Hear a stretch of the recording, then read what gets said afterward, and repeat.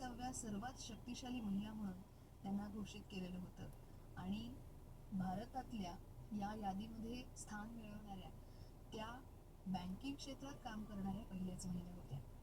Foreign policy मासिकाने top 100 global थिंकर्समध्ये त्यांना स्थान दिलं आणि त्यामुळेच आतापर्यंतच्या या त्यांच्या अतिशय उत्कृष्ट अशा कारकिर्दीसाठी त्यांना भारत सरकारने अतिशय सन्मानाचा असा सर्वोच्च नागरी सन्मान म्हणजे पद्मश्री हा जाहीर केलेला आहे.